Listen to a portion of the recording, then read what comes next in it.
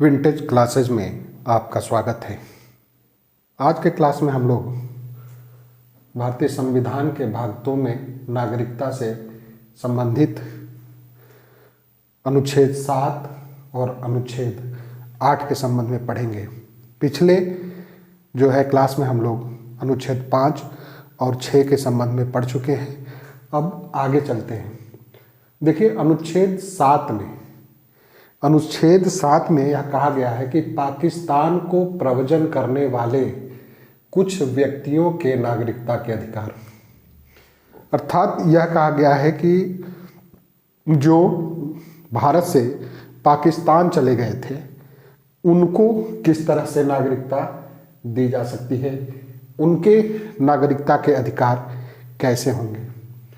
तो इसमें यह बताया गया है कि 1 मार्च 1947 के पश्चात 15 अगस्त 1947 को भारत स्वतंत्र हुआ, विभाजन हुआ और 1 मार्च 1947 के पश्चात भारत से पाकिस्तान प्रव्रजन करने वाले भारत के नागरिक नहीं समझे जाएंगे।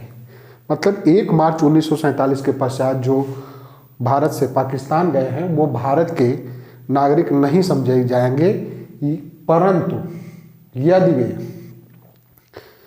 उसमें एक कंडीशन दिया गया है कि स्थायी रूप से बसने अथवा पुनर्वास अनुज्ञा के अंतर्गत भारत लौट आए हों और अनुच्छेद 6(ख)(2) की शर्तें पूरी करते हों तो उन्हें भारत का नागरिक माना जाएगा।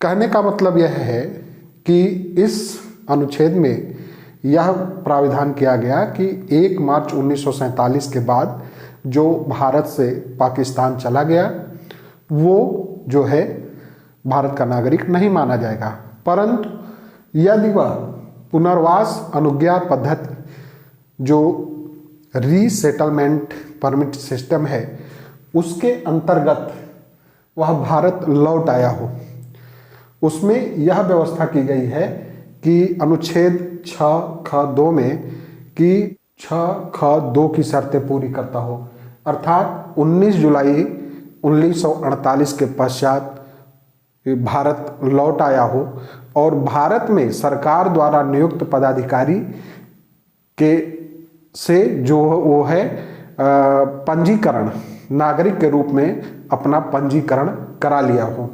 तो अर्थात 1947 के पश्चात गया, लेकिन 19 जुलाई 1948 का जो रीसेटलमेंट परमिट सिस्टम है उसके तहत भारत लौट आया और अपने को भारत के नागरिक के रूप में पंजीकरण करा लिया, तो वह भारत का नागरिक माना जाएगा। यह उपबंध क्यों किया गया?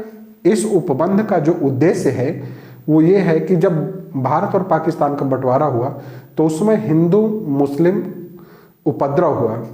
तो हिंदू मुस्लिम उपद्रव में जो मुसलमान भयभीत होकर पाकिस्तान चले गए थे उनको जो है सुविधा देने के लिए, उनको सुविधा प्रदान करने के लिए, भारत की नागरिकता प्रदान करने के लिए इस जो है अनुच्छेद की व्यवस्था की गई। ठीक है। अब देखिए प्रव्रजन क्या है? प्रव्रजन का जो की परिभाषा, कोई परिभाषा संविधान में नहीं दी गई है। संविधान में प्रव्रजन शब्द को परिभाषित नहीं किया गया है। सन्नो देवी बनाम मंगल सेन का केस 1961 में सुप्रीम कोर्ट का निर्णय आया कि एक स्थान से दूसरे स्थान पर अस्थायी रूप से निवास करने के इरादे से जो जाता है वह जो है शब्द प्रव्रजन कहलाता है। मतलब अस्थायी रूप से निवास करने के इरादे से कहीं जाना, एक स्थान से दूसरे स्थान शब्द का प्रयोग किया गया था। लेकिन बाद में 1966 में कुलाथिल बनाम स्टेट ऑफ केरल 1966 का केस है, सुप्रीम कोर्ट का है, उसने अपने जो है सन्नो देवी बनाम मंगल सेन केस के निर्णय को पलट दिया।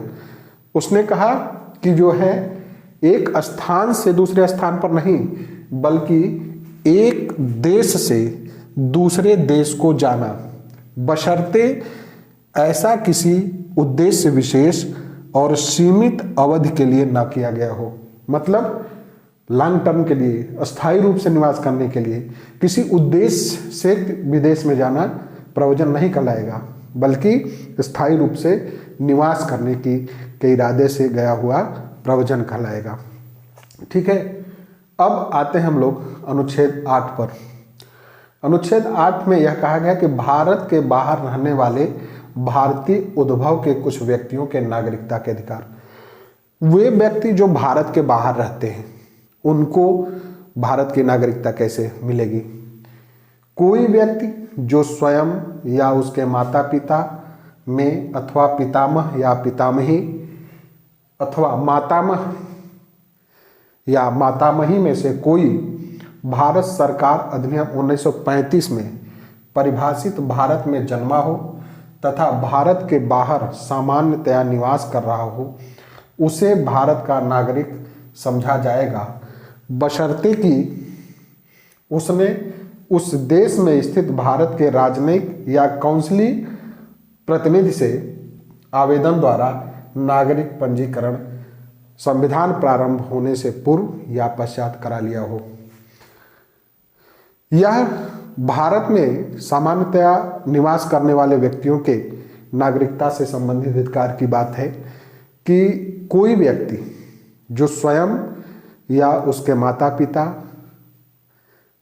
अथवा पितामह या पितामही अथवा मातामह या मातामही, दादा दादी अथवा नाना नानी में से कोई 1935 में परिभाषित भारत में जन्मा हो तथा विदेश में रह रहा हो, लेकिन संविधान प्रारंभ होने से पूर्व या पश्चात वो जो वहाँ पर राजनयिक रहते हैं या काउंसिलीय सदस्य रहते हैं, हमारे काउंसिलीय प्रतिनिधि रहते हैं, उनसे वह अपने को भारतीय नागरिक के रूप में यदि पंजीकृत करा लिया है तो वह भारत का नागरिक माना जाएगा।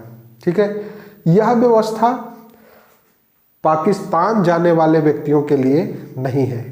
ठीक है, यह अनुच्छेद संविधान लागू होने के पश्चात जो विदेश में रह रहे हैं, जो संविधान लागू होने के पश्चात विदेश में रहने वाले लोगों के नागरिकता के अधिकार से संबंधित है। यह व्यवस्था इसलिए की गई कि जो रोजगार परक लोग हैं, रोजगार के लिए विदेशों में रहते हैं, वे भारत के नागरिक कैसे माने जाएंगे। वो इसी अनुच्छेद के तहत व्यवस्था की गई है कि यदि भारत में रह भी रहे हैं और भारत के नागरिक के रूप में उन्होंने राजनयिक या काउंसिली प्रतिनिधि से अपने को भारत के नागरिक के रूप में पंजीकृत करा लिया है तो वो भारत के नागरिक माने जाएंगे। ठीक है, यह रही भारत से पाकिस्तान को प्रव्रजन करने वाले और भारत से बाहर रहने वाले व्यक्तियों के नागरिकता के अधिकार। ठीक है, इस बात को, इस कंडीशन को आपको ध्यान में रखना है कि कौन सा कंडीशन कहाँ फॉलो होता है। ठीक है, इसमें कंडीशन ही, क्योंकि सिविल सर्विस में जब संघ लोक सेवा आयोग की परीक्षा आप देंगे तो उसमें डायरेक्ट अनुच्छेद कम पूछता है, उसमें आपसे यही पूछेगा जो कंडीशन दी गई हैं, जो कंडीशनें फॉलो करती हैं, वो पूछता है कि क्या कंडीशन है, किस कंडीशन में किसको किस तरह की नागरिकता, भारत की नागरिकता कैसे दी जा सकती है। ये कंडीशन आपको याद रखना है।